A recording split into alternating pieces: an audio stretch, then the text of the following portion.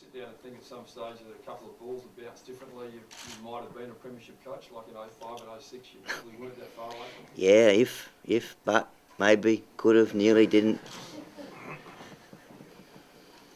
You were that close. You feel you were that close at one point?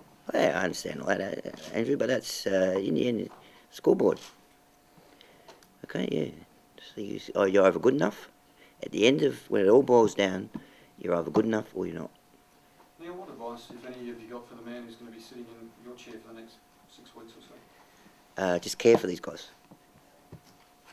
Neil, despite all the platitudes about your time at the club and the way you've left things, I understand you don't have any regrets, but is the biggest disappointment the fact that when Tricky talks about the trademark that Mark Bickley has to bring the club back to, Yeah. for some reason you haven't been able to achieve that this season? Is that your biggest regret about things?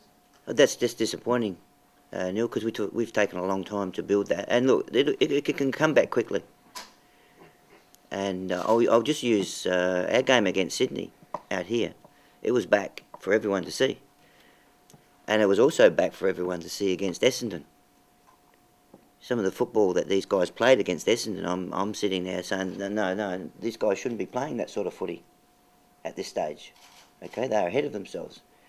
And yet we can erode that a week later at Etihad Stadium on the national stage where it was completely opposite. So while Stephen absolutely is correct in saying that we want to get that back on a consistent basis, because that's what our supporters have been used to, and that's what they want, and that's what they deserve.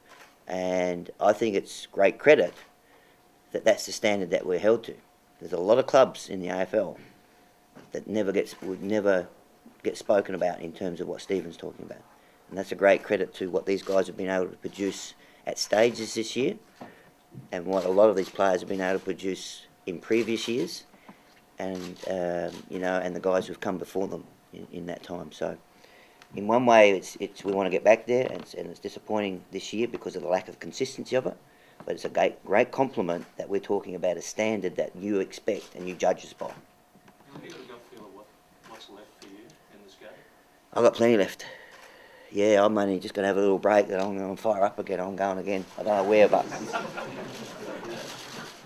yeah, it's great. I'm only just getting the hang of this. Have you got some roles that you can see that you really want to do? Not yet, Michelangelo. No, I mean I love coaching. I really do. I love what coaching entails, whether it be senior coach, and I've been involved as an assistant coach, and I love working with guys like over here on the left-hand side, because you're working with highly motivated young men, and it's a great environment. It's a stressful environment, but it's a great environment to work in. So I'd like to stay in the football environment. I think AFL is doing a fantastic job for Australia, as a sport and what it means to people and the way it's going about its business. And, I'd like to be able to stay in it if at some stage when the time's right that people think I've got something to offer. You happy to do that at another club? One time you said you didn't want to be anywhere else. But no, what I said, Michelangelo, clearly is that I'll only ever be a senior coach of one AFL club, and that's this club here. For a variety of reasons, but I have no ambition whatsoever, none whatsoever. If you want to keep coaching, how can you do that elsewhere? Well, you can. There's a whole range of what coaching is. Coaching can be mentoring play. That's coaching. Coaching can be assistant coaching. Coaching can be what Stephen Swert does here. What Alan Stewart. I've got a couple of good stories about Alan Stewart too, but I won't share those with you. Alan Stewart coaches, Peter Jonas coaches, Graham Dunstan coaches, Vinny, head trainer coaches. Tries. Well, no, sorry. That's to delete the last one. Delete the last one, please. So there's a whole range. It's a great environment to work in. AFL is a very stressful environment, but and I've got two beautiful daughters. But if I had a son, the AFL environment would be an environment I'd be very happy for my son to be in. You talk about trade, how people should be seen or clubs should be seen. Yeah. Yours is very much of not giving up. Yeah. Giving up on the fight. Yeah. It just seems you've called this one very short when it was probably part of the journey to go through one of these troughs anyway. Yeah. Only if the fight's winnable. Otherwise, you do yourself and you do the club a disservice. Neil, would you ever rule out a return to the cycling world long term? No, I mean any high performance world, Zach. I got asked that question today somewhere, I think, about the possibility of another sport, and by all means, I mean that sort of takes me back a few years to my involvement with the Sports Institute here in Adelaide and the Australian Institute of Sport, and if an opportunity came up in high performance sport, that would be something which would interest me by all means, whether it be cycling or another sport. Now, did this week's showdown have anything to do with your decision when you talk about the pressure that's mounting on this plane? Yeah, it did. It did. Absolutely. Absolutely, it did. I want to say one more time. I would love to coach one more time, but that's once again that's not the right reason to do it. So it would have been nice to have a farewell game as a coach. That'll be the first, wouldn't it? But I'll be watching these guys. What was not working for that thought? I mean, it would have fitted you to be only one more time if you called this today saying one last game. Because it's not the best decision for the club. Bill, you've talked about the pressure of the whole situation and stress that the club has been under. Yeah. How much impact has it had on your family or personal life? They've been good, actually. I mean, my family enjoy AFL, but it's not their life. And so they've been good right from day one since my involvement back in 1997. So it's stressful for any family unit, but they've handled it really well. Is there a favourite memory, Neil, of your time at the club? Yeah, I've got great memories. Great memories. I got some special games that stand out.